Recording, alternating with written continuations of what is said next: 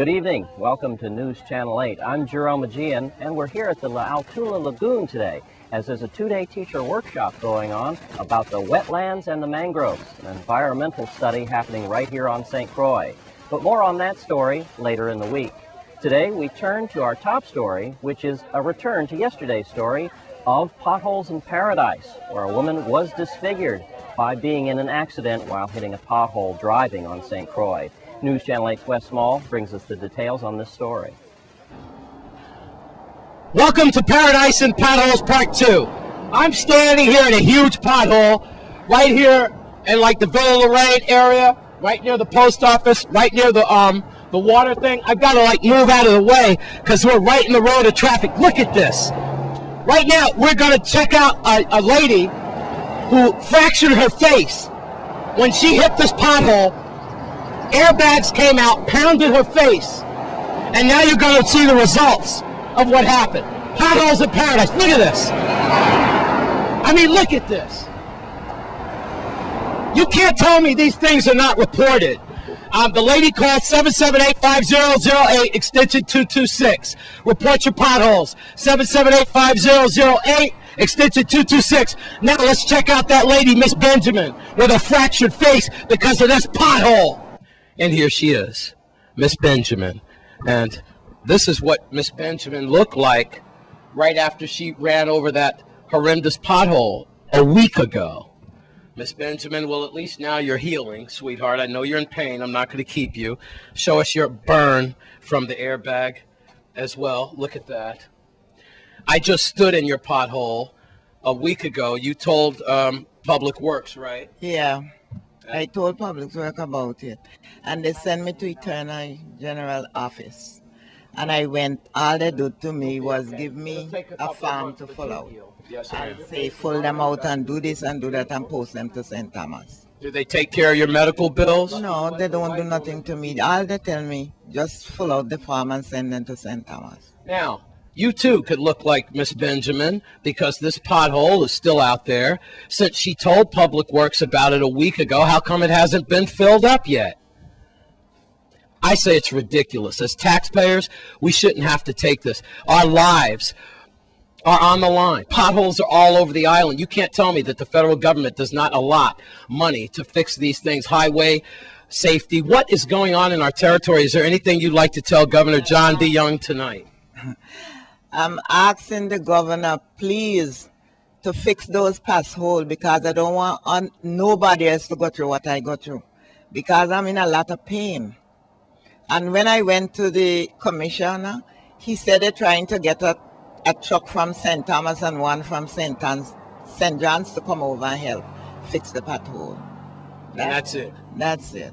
Nobody's paying for your medical bill? Nobody pays nothing. And you're in pain? And I'm in pain. Poor thing. All my breath. All right.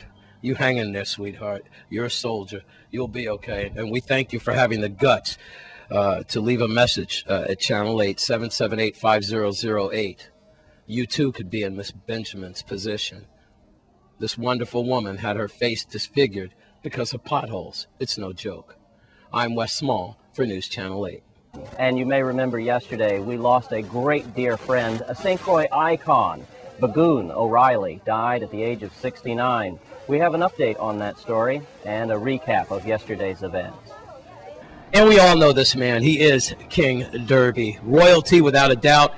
But today, the day belongs to Bagoon. And wow, what an impact he's made on this territory. Well, to be truthful, Wes, Bagoon will be missed. Cultural-wise, he have to be missed. Because there's nobody in St. Croix do a very cultural music more than Bagoon. The Kwelbe, the Calypsos. I know Bagoon from going to school. We were school partners together. And I realized that he was not on the radio. And I was curious, so I was to Paul B. Larson School. And I asked his daughter about him if he was in Puerto Rico, and she told me no, he's in St. Croix. So I said, but that's funny because Bagoon loved that radio so much. He's not going to be in St. Croix, I'm feeling well, and don't go on the radio. So I went in Chinrest and I met him, and we talked for almost 2 hours. So we always got something to talk about. Anyhow, So he told me that he's really feeling, he's down. He was tired. He was tired, and he told me that he's not going to take no more chemo. Because every time he take the chemo, it make him more sick. So I said, Bagoon, you sure you're doing the right thing? He said, Dog, you're coming Marcella. He said, Marcella, I can't really deal with it. So at the same time, he had the couch, the bed, and the ground. So he told me for nights in sleep, he tried the bed didn't work. He tried the couch didn't work. He sleep on the ground. So I said, but then what you going to do concerned that you're going for chemo? He said, tell me he has some medication. So he showed me a needle syringe that cost $700. And he going now out to the hospital for the injecting, must it ease the pain or something. But then he was really down. He was tired, and God called him home.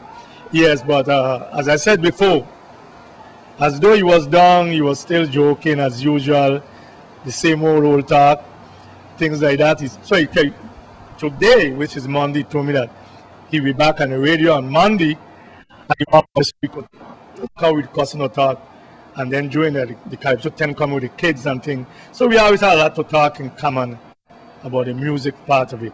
And a couple of weeks ago, when he was better than what he was, I said like this, Bagoon, you know that you really need somebody to take your place in case of anything.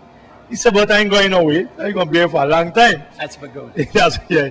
So he said, I said, well, we need somebody for you to train, because the past, the law that Kwelba music is the music of the land.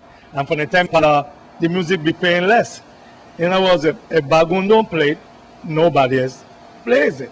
Well, I just talked to Jonathan Cohen, the owner of WSTX and the other stations in Gallows Bay, and I don't think we have to worry about the culture going down any. I mean, of course, no one can replace Bagoon, but I'm pretty sure that they're going to put another cultural-minded person, maybe yourself, or something like that.